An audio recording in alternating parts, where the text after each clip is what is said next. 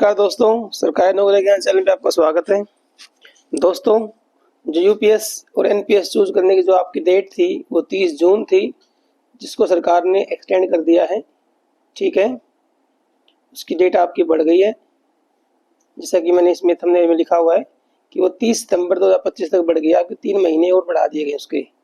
तो मैंने पहले भी कहा था, जल्दबाजी ना करें लेने की, आपको बिल्कुल सोच समझ के डिसीजन लेना है। ठीक है, और जो इसका जो पीआईबी की साइट पे आया है इन्फॉर्मेशन, वो मैं आपको दिखा देता हूँ। जो ये इन्फॉर्मेशन आई है, देखिए pib.go.press रिलीज होती है सरकार का, तो उसके हिसाब से आपका सारी यहाँ पे आती हैं जो भी नोटिफिकेशन होते हैं। हालांकि इसका सर्कुलर भी आ जाएगा। तो extension of cut off date for exercising option under unified pension scheme UPS by 3 months, that is up to 30 सितंबर 2025। ये देखिए दोस्तों, क्योंकि 1 अप्रैल से लागू हुई थी, 1 अप्रैल के बाद 3 महीने का टाइम दिया था 30 जून तक, और आज की डेट में ये आपका आ गया है 23 जून को कि भाई इसके 3 महीने और आपको दे दिए हैं डिसाइड करने के आपको लेना है या नहीं लेना। तो इसको हम पढ़ते हैं पूरा। तो पहले इस पैराग्राफ में तो यही कहा गया कि भाई जो आपका जो गजट आया था, जो भी नोटिफिकेशन 24 जनवरी 2025 को आया था, इसका स्टार्टिंग में जब ये हमारी नोटिफाई हुई थी स्कीम यूपीएस, और उसके बाद फिर जो दोबारा आया था कि भाई पीएफआरडी की पूरी गाइडलाइन के साथ जब आया था ये पूरा, तो ये आया था आपका 29 मार्च 2025 को पूरे रूल्स रेगुलेशन के साथ। तो मैं इंग्लिश में नहीं पढ़ रहा हूँ, तो आपको बता रहा हूँ कि मोटा मोटा क्या है इसमें। जो आपका थर्ड पैराग्राफ है उसमें लिखा हुआ है कि भाई इसकी जो भी हमारे ऑलरेडी रिटायर्ड हैं या डिक्रीज्ड हैं, जो भी हमारे 1 अप्रैल से पहले के जो एम्प्लॉय थे जिनके पास एनपीएस था, या जो आपके अभी आए हैं, ठीक है, जो 30 जून तक उसकी डेट थी, इसमें बताया कि 30 जून उसकी डेट थी लास्ट डेट, उसी को बढ़ा के 4th पैराग्राफ में बता दिया है कि उसको एक्सरसाइजिंग करने का जो भी हमारे एग्जिस्टिंग एलिजिबल एम्प्लॉय है। क्योंकि जो नए आएंगे ना, देखो नए का तो क्या रूल है, नए का रूल है कि भाई 1 महीने के अंदर 1 मंथ ज्वाइनिंग के 1 मंथ के अंदर उसको चूज करना है यूपीएस में रहना है या एनपीएस में आना है।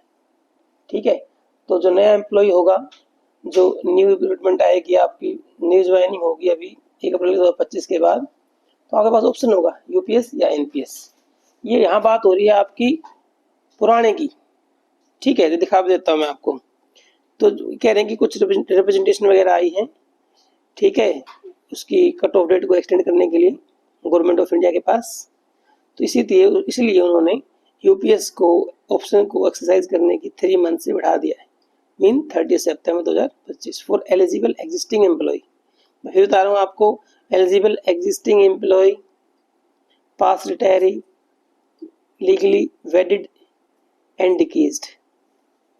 तो ये 4 केस बनते हैं। तो कोई रिटायर हो चुका है पहले, मतलब 1 अप्रैल से पहले 31 मार्च तक, ठीक है, या वो एम्प्लॉय एग्जिस्टिंग है जो एनपीएस में है, या फिर लीगली वेरिड स्पाउस है, ठीक है, कोई भाई स्पाउस है उसको, ठीक है, ऑफ डिकीज्ड, जो भी उसकी जो भी ऐसे 3 केस ऐसे देखा जाए तो इसमें कि भाई एक तो ये हो गया आपका, मैंने इसको 4 केस बोल दिया ना, 3 ही है, पास रिटायरी, एग्जिस्टिंग एम्प्लॉय और legally wedded spouse of deceased past retiree. जो हमारा रिटायरी गुजर चुका है 31 मार्च तक, ठीक है, तो उसकी जो वेरिड स्पाउस है, जो उसका स्पाउस है लीगली, तो उसको जो पेंशन मिल रही है वो भी इसमें अपने अप्लाई कर सकता है और चूज कर सकता है। अगर उसकी एनपीएस, उसकी तो एनपीएस ही है, तो यूपीएस भी वो चूज कर सकता है। तो दोस्तों, इसलिए मैंने ये वीडियो बनाई कि ताकि जो भी बात हो आप तक पहुंच जाए। आज ही आया है, आज इसकी मैंने वीडियो बना दी। तो फिर मैं एक बार कहना चाहूँगा आपको कि भाई आपको यूपीएस लेना सोच समझ के लें, ठीक है। और वीडियो बनाऊंगा इस पे अब मैं कि भाई काफ़ी वीडियो है, कैलकुलेटर भी है, एक कैलकुलेटर लेके आऊँगा मैं आपको सामने, उस कैलकुलेटर को देख के भी आप अपना हिसाब लगा सकते हो कि कौन सी आपको चूज करनी है। तो और टाइम मिल गया आपको, अभी तो 3 महीने पूरे, 3 से फालतू ही है, तो ठीक है। तो जल्दबाजी ना करें, ये डेट और बढ़ जाएगी, लेकिन जल्दबाजी ना करें, डिसीजन सोच समझ के लें जाना आपके हाथ में है, आना आपके हाथ में नहीं है। आप अगर एनपीएस में चले गए, एनपीएस और यूपीएस में चले गए तो वापसी नहीं है, वहां से चले तो गए लेकिन वापसी नहीं है। ठीक है, हाँ एनपीएस में हो तो एनपीएस से तो आप कभी भी फिर बढ़ा देंगे डेट, यहाँ जाओ या फिर मांग सकते हैं, ठीक है। लेकिन यूपीएस में जाने के बाद ये नहीं कहोगे मुझे एनपीएस में वापस आना है, ठीक है। तो इसलिए अभी आपके पास और टाइम मिल गया है अपने सोच समझ के, क्योंकि इसमें ये केस सबके लिए लागू नहीं है कि भाई हाँ एनपीएस बढ़िया है यूपीएस बढ़िया है, सबका अलग अलग है, टेनर के हिसाब से, ठीक है, पे के हिसाब से, कितनी आपकी सर्विस है उसके हिसाब से, और भी बहुत सारे टर्म्स कंडीशन है।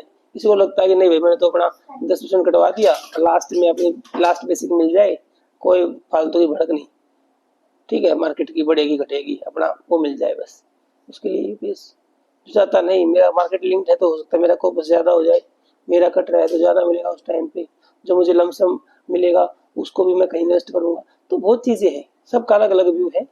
तो मेरा आपसे यही एक अनुरोध है कि सोच समझ के डिसीजन लें। तो इस पर मैं एक वीडियो और बनाऊंगा पूरी क्लैरिटी के साथ, ठीक है, क्योंकि आपको उसमें एनपीएस लेना है यूपीएस लेना चाहिए अपने हिसाब लगा के, ठीक है। तो ठीक है दोस्तों, आपका बहुत बहुत धन्यवाद। वीडियो अच्छा लगा हो चैनल को सब्सक्राइब कर लो, वीडियो को लाइक कर दो और शेयर कर दो ताकि जो न्यूज़ है पहुंच जाए सब तक। ठीक है दोस्तों, धन्यवाद आपका बहुत बहुत।